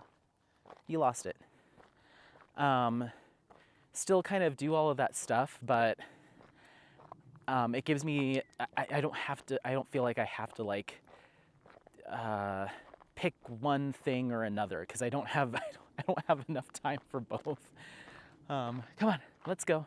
And of course I diamond paint, like I sit down and diamond paint, but if I like the freedom of not having to set up a camera and make sure that volume's right and like think about topics, like I can just put on, I can go back to doing what originally really made me love diamond painting, throw in an audiobook and just kind of, Apollo, hey, we gotta go, come on, let's go. Hey, come on. Sorry guys, he smells something. Apollo, he smells something over there and he won't let it go. So he runs to me and then he takes off. Come on, let's go. At least he's getting his exercise in, I suppose. So yeah, now I really love my diamond painting time, and the fact that I've kind of withdrawn from like filming when I'm actually diamond painting, it's actually made me really love it a lot more again, because I'm going back to what, why I kind of fell in love with it in the first place, and there's not whatever the internal pressure to like, all right, get a whip and chat in, okay, make sure to film some time lapses. I just sit down, get up, go get a drink, go to the bathroom, come back to it, answer a call, like I don't have to worry about it. And then I just know when I'm on my hike time, which most often than not, I have like little to no cell phone service, or, like it's just easier to chat with everyone in this setting now for me. This feels a lot more natural.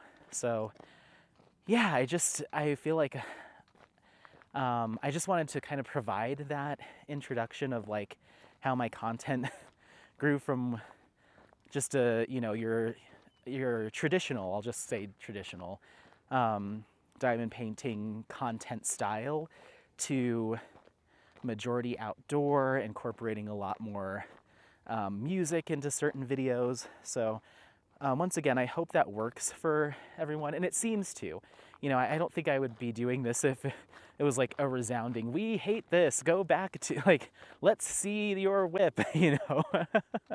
But I got really positive response, and I was really worried about it for a while. Like, I almost felt like, did I bait and switch all these crafters? Like, I'm doing all this diamond painting stuff, and I'm like, just kidding, I like outdoors, so you're gonna have to watch that now.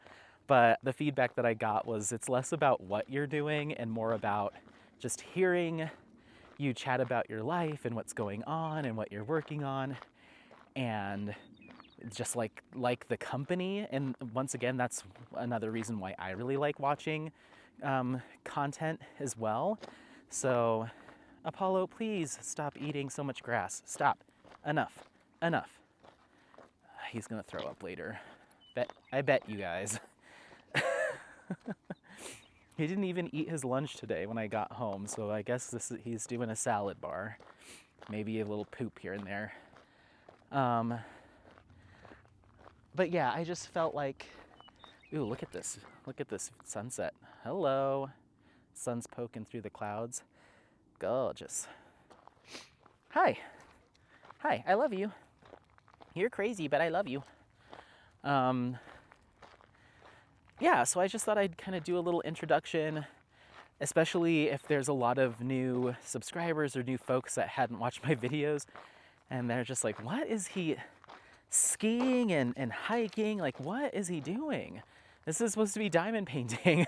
So I just wanted to kind of paint that picture and just kind of be very, transparent that this is just kind of the style of content that works for my life. And you'll see a lot more this summer now that I've kind of fully embraced this kind of style. And of course, I might do a whip and chat here and there. I'm planning on doing one for Francesca Studio Works so I can show people the actual canvas and the drills shaking through the tray. Like, it's not off the table, but I'm gonna be a lot more flexible maybe as far as like content style and video topics and stuff than maybe some people have seen elsewhere from others. I want to get ahead of that so people are like, ugh, this isn't for me. I just want to be really transparent, that the whip and chats, like the sit down in front of the table and chat with you, those are going to be a rarity. It's going to be mostly like this or this. And this little guy. So I just wanted to be upfront. But it's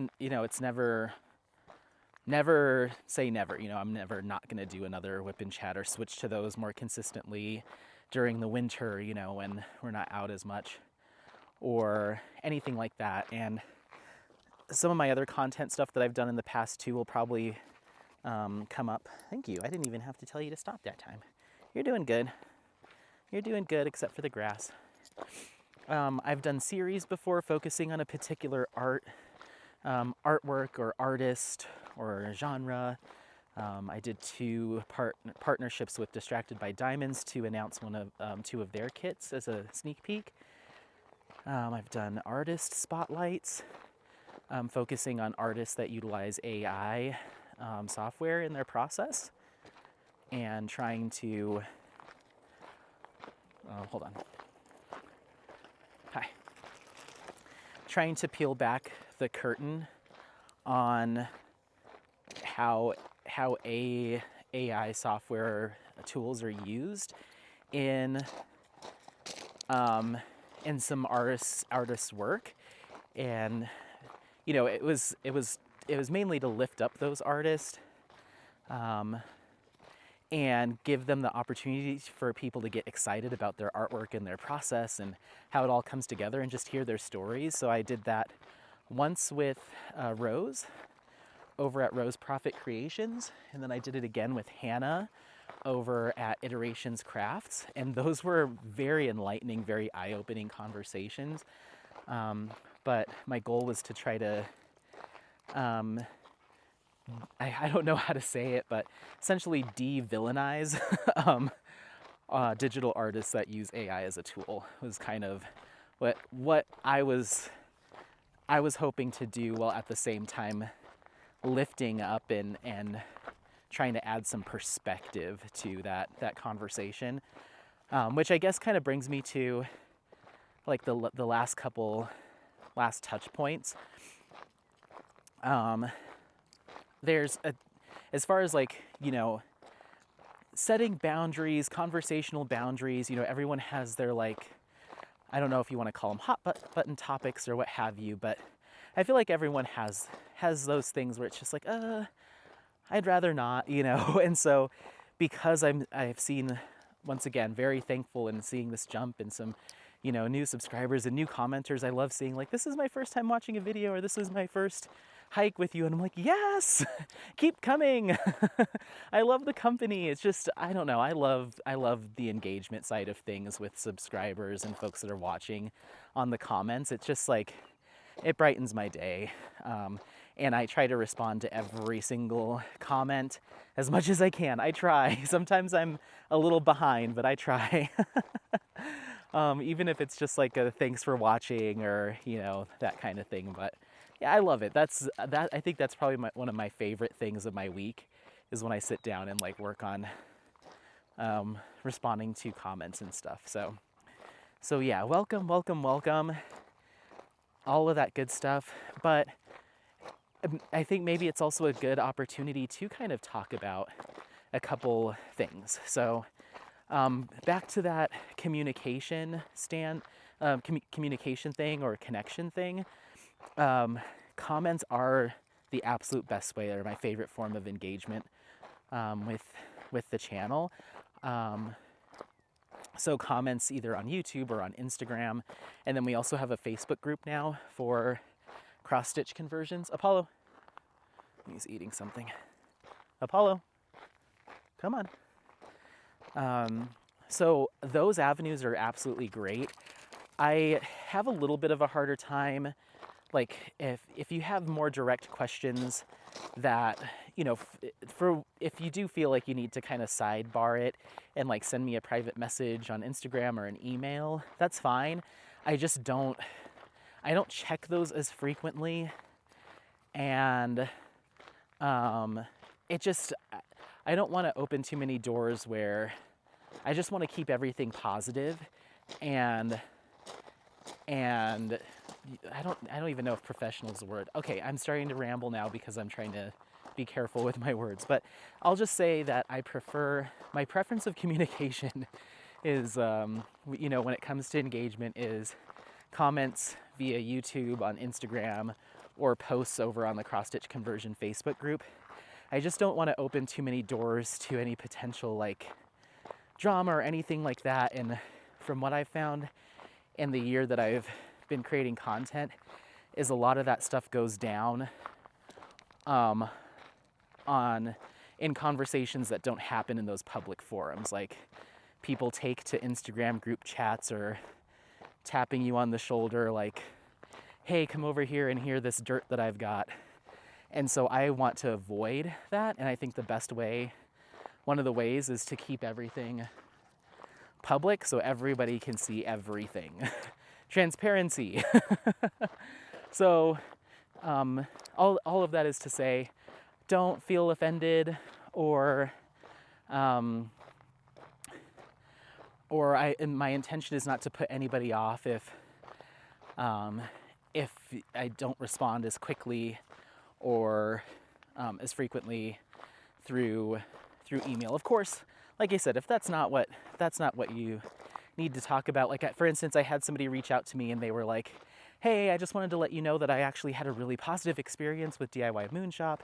I just got some kits in and I was a little bit worried about it because of the colors that they had selected for your kits, but they look great. So it looks like, it just depends on the artwork style, that kind of thing. And then they sent me some screenshots or some images, and I was like, once again, I'm not as fast to respond to sit down and like type out an email, but I was like, this is awesome. Like that's the perfect example of like shooting an email over But just, I'd say put it up, whatever your questions are, just put them up on those comments, and that way other people can see them and maybe one of their questions will be answered. I just think it's a better format than like the sidebar kind of one-on-one stuff. And I hope that's okay.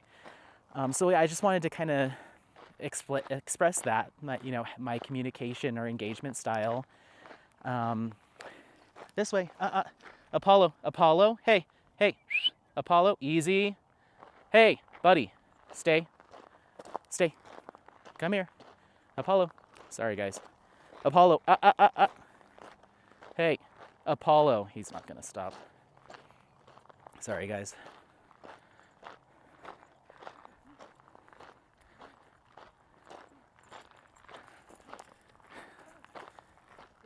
Sorry. Apollo. Come here. Come on. This way. You're ruining his flow. You're ruining his flow. Stay. Sorry, I might have to turn the volume down on there. That surprised me, and I might have yelled. Easy. It's off leash, but sometimes dogs don't want to play like that. He had business to attend to. All right, let's go. Do not take off. So, Apollo, stay with me, buddy. Stay with me. So, yeah, I just wanted to cover that. And I don't think I've ever said that before, just in general, so maybe it's nice to just kind of say that. And yeah, the other couple things, early on in content creation and just developing connections with people and shops and stuff, I was a kind of a, just open book, come one, come all. And I still definitely am, but I felt like, I don't know, for whatever reason, I felt a little bit like I got pulled into, for lack of a better descriptor, there is a lot of kind of drama and chatter and scuttlebutt and stuff, not only between various content creators, but also maybe even more so between a lot of the small shops or people that operate a small business around this craft. And so when you become a content, or when you start creating content and talking about products and brands and other content creators in your videos and stuff, it's just the nature of human interaction that people will raise their hand, even people that maybe you've never even talked to before, and like, did you know XYZ? And I'm not sure if you realize, but this shop is copying this shop, or this person was mean to this person, or me and this content creator are fighting now, so just a heads up if I don't participate in this thing or this thing. Like and once again, it all comes back to that Instagram kind of messenger side of things that I'm trying to avoid. But I as far as like a personal boundary, I engage with content creators that I've developed a connection with and I enjoy spending time with or chatting with. I purchase products based off of my interest level in them, if they seem like new or worth sharing or worth giving a try, or all of that stuff. I no longer, I kind of got sucked into it, but I no longer do any sort of verification to make sure that this, tray shop or this, this release paper, or these diamond painting tips, or any of that stuff, any small shops or anything like that. I treat them just like I treat my purchases from Diamond Art Club, Distracted by Diamond, some of those bigger names that aren't typically part of that side of the community. Easy. Stay. Good boy.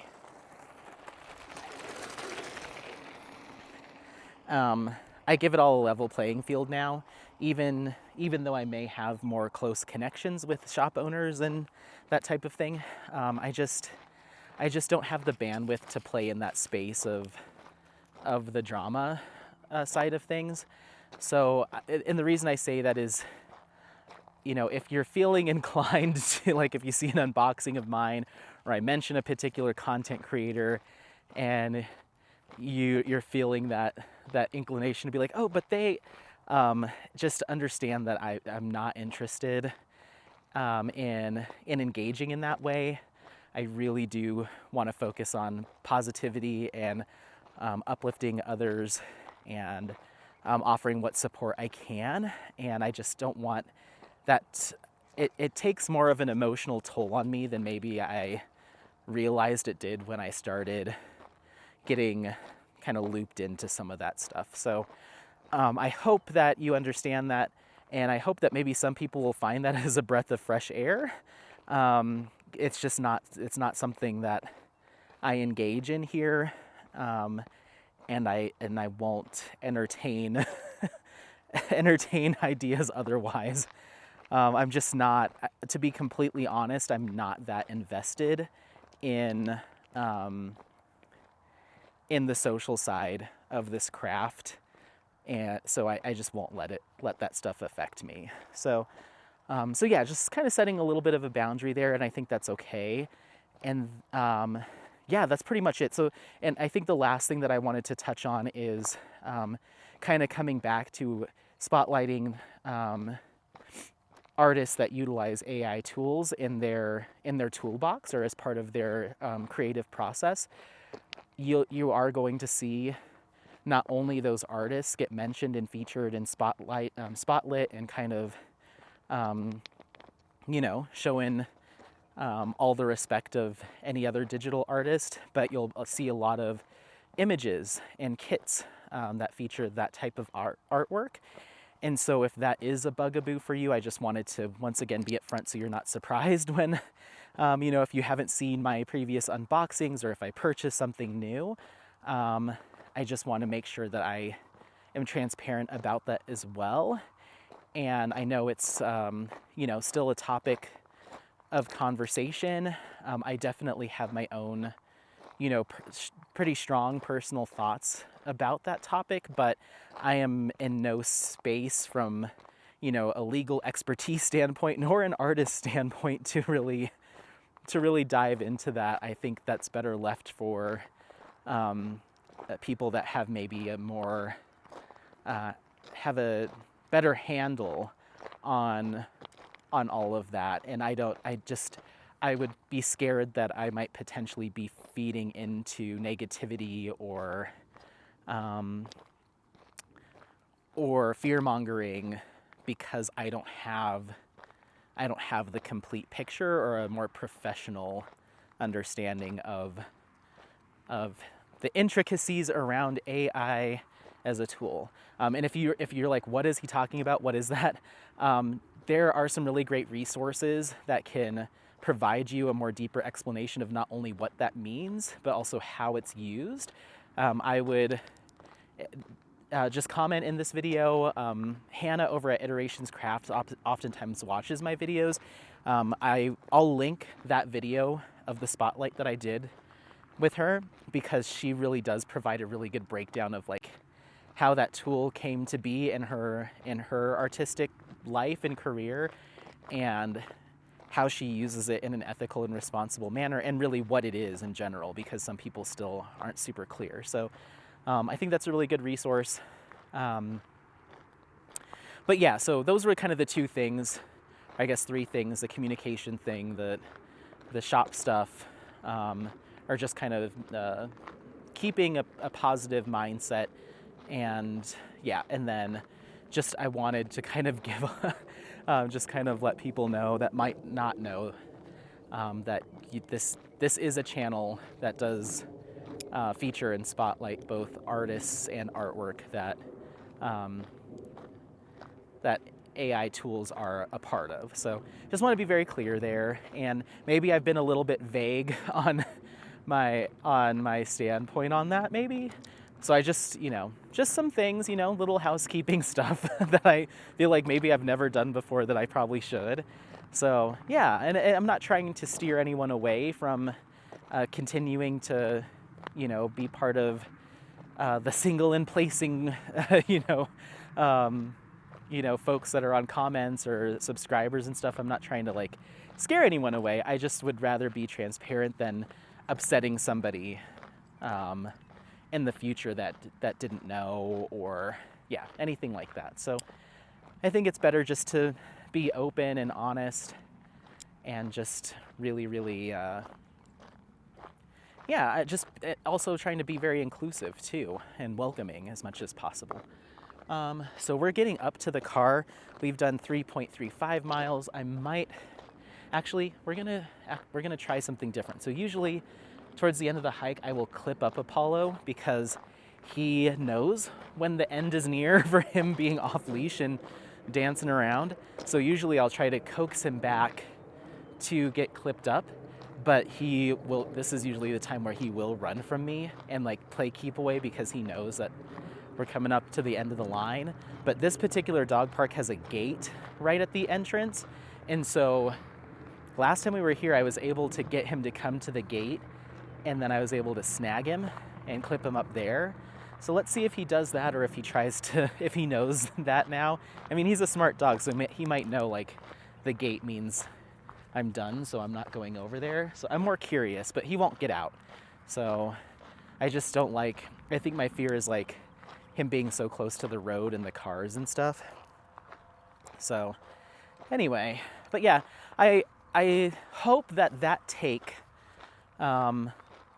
of that conversation, or of kind of that breakdown, was cohesive for you and didn't feel like I was rambling or like tripping over my words a ton. There was a little bit more of some emotions involved in my previous take of that.